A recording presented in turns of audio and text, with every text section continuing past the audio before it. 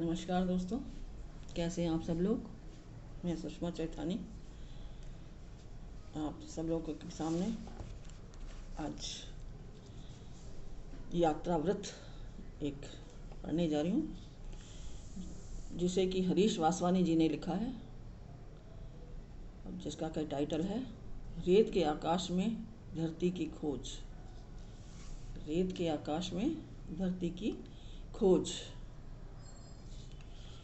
पिछली बार अलविदा कहते खावड़ा के जवानों ने हमें खावड़ा की प्रसिद्ध मैसूर मिठाई दी थी। पैकेट खोलते ही असली घी की खुशबू एक नन्ही परी की तरह दौड़ती हुई मुझसे आकर लिपट गई और मेरी नाक चूमने लगी। घी खुद कागज़ के आर पार देख रहा था कि ये अपरिचित व्यक्ति कौन है। मिठाई की खुशबू तो शायद शर्मा रही है। उसे उंगलियों के स्पर्श का इंतजार था। मिठाई खाने के बाद मैं काफ़ी समय तक कागज़ फेंक नहीं सका था। उस पर कुछ तैलीय लकीरें छप गई थी। हर लकीर खुशबू की सलाई सी थी। तब से मेरे मन में खावड़ा की ये तस्वीर बन गई है। खावड़ा एक चिकनी सप्लाई है जिस पर खुशबू का सुरमा चढ़ा हुआ है। इस बार जब हमने गांव में प्रवेश किया तो धूप का स्विच उसी तरह ऑन था। रास्ते भी वैसे ही होंगे, पर उनकी चिकनाई गायब थी। किसी ने मेसू खाकर लापरवाही से कागज़ यहाँ वहाँ फेंक दिया था। सारी चिकनाई पर मिट्टी थम गई थी। जो चीज़ एकदम गायब थी वह थी खुशबू। मन हुआ कि कागज़ उठाकर इतना झटक दूं कि मिट्टी की मक्खियाँ उड़ जाएं और दबी हुई खुशबू बाहर निकल आए। गांव की चाल ऐसी उलझी हुई थी मानो शतरंज के खिलाड़ियों को पता ही नहीं चल रहा हो कि कौन सी चाल चले। 2-3 खुली अधखुली दुकानों के आगे एक तिराहा था। गांव का चौक यही था। एक बंद दुकान के छपरे के नीचे एक नौजवान भाव शून्य चेहरा ट्रांजिस्टर लिए बैठा था। मैं फिर चौंक गया। इस वक्त ये गीत? पास जाकर पूछा, कौन सा स्टेशन है? नौजवान की भाव शून्यता में रत्ती भर भी बदलाव नहीं आया। चिढ़कर बोला, हैदराबाद। मैं फिर चौंका। कौन सा हैदराबाद? फिर मुझे अपने ही सवाल पर शर्मिंदगी हुई। कुछ ध्यान देने पर रेडियो से आती आवाज़ पहचान जाता हूँ। मोहम्मद इब्राहिम रेडियो पाकिस्तान हैदराबाद से सिंधी गीत गा रहे थे। मैं जानता था कि मोहम्मद इब्राहिम मूल रूप से कच्छ के निवासी थे। एक बार जब वे पाकिस्तान से अपने वतन घूमने आए तो एक दिन गांधी धाम में मेरे मेहमान बने थे। बातों बातों में उन्होंने बताया था कि कच्छी भाषा होने के कारण उन्हें सिंधी गीत गाने में दिक्कत नहीं होती है। रेडियो पाकिस्तान की एडिशनल कमेटी को भी उनके सिंधी उच्चारणों में कोई खामी नहीं दिखाई दी थी। आज सरहद के उस पार के कच्छी व्यक्ति को सरहद के इस पार का कच्छी व्यक्ति निर्लिप्त भाव से सुन रहा था, और निर्लिप्त न रह सकने वाला व्यक्ति पूछ बैठता है, कौन सा हैदराबाद? जिंदगी में किसी से राह तो खो जाती है उसी से ही तो, जो रास्ते अच्छे से पहचानता है। हम वास्तव में रास्ता भूल गए थे। खावड़ा जैसे छोटे स्टेशन में हमारे लिए एक मुसलमान की दुकान खोजना मुश्किल हो रहा था। एक व्यक्ति एक राहगीर को पुकार कर रोकता है, भाई। अचानक मेरे जहन में कई साज बज उठते हैं। भाई खून का रिश्ता दर्शाता अपनी भाषा का ये शब्द मेरे खून में एक चक्रवत उठा देते हैं। ऐसे ही छोटे छोटे संबोधनों द्वारा कभी कभी चमत्कार हो जाता है। इसलिए नहीं कि सामने वाले से हमारा कोई जन्मों जन्मों का रिश्ता होता है, बल्कि इसलिए कि हमारे अचेतन में कोई साज रखा हुआ होता है जो वैसे ही सुप्त अवस्था में होता है। पर ऐसे संबोधनों से उनकी आँख खुल जाती है। अंदर ही एक आर्द्रता, बाहर की शुष्कता का एक मिक्सचर गटक कर मैं खत्री की दुकान पर पहुंच गया। खत्रियों की दुकानों का एक विशेष माहौल होता है। हंसते बोलते कुछ रंग होते हैं जो वस्त्रों में समाकर एक विशेष महक में बदल जाते हैं। आज भी महक तो थी, पर रंगों की हंसी गायब थी। चुप चुप से लगे शायद अपने मालिकों की पीड़ा समझ पा रहे थे। मैंने खत्रियों से बातचीत की। वे भी रंगों की तरह उदास नजर आए। अब तक सब्र किए हुए थे, पहले की तरह वे अब सरहद पार नहीं कर सकते थे। छप्पनिया 1956 से कहते हैं। छप्पनिया के अकाल की बात निकली। मान लीजिए कि आड़ लेकर मैं उनसे सवाल पूछे और उनके लिए जवाबों के दरवाजे निहायत संकरे कर दिए। मान लीजिए अगले साल भी बरसात नहीं होती, तब आप क्या करेंगे? कच्छ छोड़कर चले जाएंगे? कहाँ? अब ऊपर नहीं जाएंगे, नीचे जाएंगे। न जाने कहाँ से मेरे गाल पर एक जोरदार तमाचा लगने का एहसास होता है। भाषा की अर्थ शक्ति को समझने का मेरा सारा अहंकार दीमक खाई हुई लकड़ी के बुरादे जैसा होकर बाहर आ गिरा।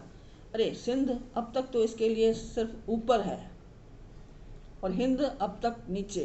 पाकिस्तान का नाम इन्होंने सुना है या नहीं? इनके लिए धरती का दूसरा नाम शायद घर है। गोया आवश्यकता होने पर भी या किसी मुश्किल समय में ये सिर्फ ऊपर से नीचे या नीचे से ऊपर जाने की वर्जिश करना ही जानते हैं। जरूर वे स्वयं से ही पूछते होंगे कि ऐसे अवसरों पर अपने ही घर में ऊपर या नीचे जाने से उन्हें क्यों रोका जाता है? क्यों क्यों क्यों? वे क्या बच्चे हैं कि उन्हें किसी आत्मा का डर दिखाकर ऊपर जाने से रोका जाता है? खत्रियों के मन में उठने वाले सवालों का विचार करते मैं पसीने पसीने हो जाता हूँ। पसीना पहुँचते पहुँचते मेरे मुंह से निकल जाता है पानी। फिर अपनी गलती पर गहरा अफसोस होता है। अकाल की हालत में मैंने मांगा भी तो क्या? पानी। मैंने उनका पानी पिया और फिर पानी भी जो चाय में उन्होंने डाला था। खत्रियों की दुकान के पास ही किसी मस्जिद में कोई मौलवी साहब बच्चों को अलिफ बे सिखा रहे थे। मेरे सामने सिंधी स्कूलों का दृश्य आवाजी करके पर खत्रियों के किसी खड्डे की मानिद उड़ने लगा। हमारे उस्ताद भी इसी तरह तरन्नुम में हमें पढ़ाते थे। सिंध छोड़ते समय मैं लुकमान में तीसरी कक्षा में पढ़ता था।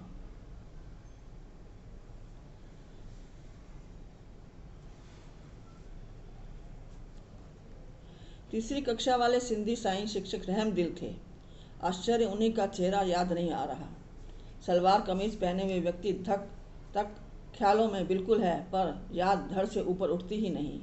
इंसानी मन का माया जाल भी अजीब है। आज उससे मिलती जुलती एक आवाज़ अचेतन के भीतर मानो खुदाई का काम कर जाती है और एक टीले के नीचे दबे उस चेहरे को ढूंढ निकालती है। मेरे मन में पहले से उपस्थित धड़ का उस्ताद में जान आ जाती है और फिर बाबू भाई मिस्त्री की मिथोलॉजिकल फिल्म की तरह मुझे मेरे उस्ताद साईं के दर्शन हो जाते हैं और उनका आशीर्वाद भी मिल जाता है। दूर से आने वाला कोई भी व्यक्ति खावड़ा पहुंचकर महसूस करता है कि वह सरहद पर पहुंच गया है। सरहद शब्द का अपना रोमांस है। भले ही अकाल इन रोमांस को एक वियोग में बदल देता है। अकाल माँ की सूख गई छातियों का होता है, जिसका एक तरफ इस पार रह जाता है और दूसरा तरफ उस पार पहुंच जाता है।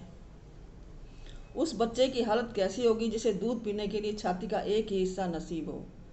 मैं एक आध व्यक्ति से हालचाल लेते हुए हुज्जत दिखाता हूँ। इस बातचीत में मेरे कुछ सवाल इस तरह छिपे हुए हैं जैसे मृग की नाभि में कस्तूरी। जो जानकारी मिलती है, मेरे भीतर का कैमरा उसकी तस्वीरें खींचे लेता चलता है। क्लिक। सरहद के इस पार से उस पार ऊंट पर रेगिस्तान पार करता एक ग्रामीण। ऊंट पर असबाब, पान के गल्ले, फोटो का शीर्षक व्यापार।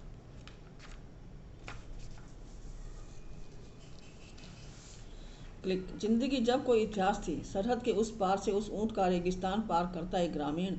ऊंट पर असबाब, पान के गल्ले, फोटो का शीर्षक स्मगलिंग। क्लिक। कोई तारीख लिखी थी। सरहद के इस पार से उस पार ऊंट पर रेगिस्तान पार करता एक ग्रामीण। ऊंट पर असबाब, केलों के गुच्छे। ग्रामीण का मन मुक्त, मस्तक ऊंचा। शीर्षक था विभाजन पूर्व। क्लिक। तीसरी। तो जिंदगी जब कोई इतिहास थी। सरहद के इस पार से उस ऊंट पर रेगिस्तान पार करता है ग्रामीण। ऊंट पर असबाब, केलों के गुच्छे। ग्रामीण का मन भयभीत, मस्तक झुका हुआ। फोटो का शीर्षक विभाजन के बाद। बेचारे ग्रामीण कहते हैं, साहब हमें पता ही नहीं चलता कि व्यापार और स्मगलिंग में कोई अंतर भी है। हमें पता नहीं चलता कि आज़ादी और गुलामी में कौन सा अंतर है। लेकिन साहब, भयभीत मन और झुके हुए मस्तक का दर्द हम कैसे भुला सकते हैं? साहब, हमारे दर्द ने हमें सब कुछ समझा दिया है। फ़र्क कुछ भी नहीं है। पहले यहाँ फौजी नहीं हुआ करते थे, अब होते हैं। हमें उनसे डर नहीं लगता, पर फौजियों की पोशाक में जो फ़र्क है उससे हमें डर लगता है। डर शब्द सुनकर मेरे कैमरे में जान आ जाती है। जब ये मूवी कैमरा है, रात को रवाना हुआ ग्रामीण दूसरे दिन तक अपनी मंजिल तक नहीं पहुंचा है। आसमान आग बरसा रहा है, ऊंट पर सवार ग्रामीण रास्ता भूल गया है या ऊंट रास्ता भूल गया है। कब तक अपनी जुबान तालू से लगाएगा? अपने शरीर का पानी ठीकरे के बर्तन में जमा करता जा रहा है, बीच बीच में घूंट भरता जाता है। पता नहीं शरीर का पानी पहले सूखता है या बर्तन सूख जाएगा। वह अब अपने शरीर का पसीना चू रहा है। मुमकिन है नहीं। कहाँ गया ग्रामीण? पूरब, पश्चिम, उत्तर, दक्षिण। इस पार के पूरब, उस पार के पश्चिम, इस पार के उत्तर, उस पार के दक्षिण। क्या दिशाएं भी आपस में सरहदें खड़ी करती हैं? नहीं तो ग्रामीण वहाँ पहुँच गया है जहाँ कोई दिशा ही नहीं होती है। इस बार जब मैं खाड़ा से लौट रहा था तो मेरे मन में न हैरानी कम थी और न पीड़ा। धन्यवाद दोस्तों, ये मैंने यात्रा का वृत्तांत पढ़ा। आशा करती हूँ आपको भी अच्छा लगेगा। अगर अच्छा लगा है तो आप लाइक करें, कमेंट करें, ताकि हमारा भी हौसला अफजाई हो और भी आगे पढ़ने का शौक़ अपना जारी रखें और आपके साथ सहयोग करते रहें। धन्यवाद।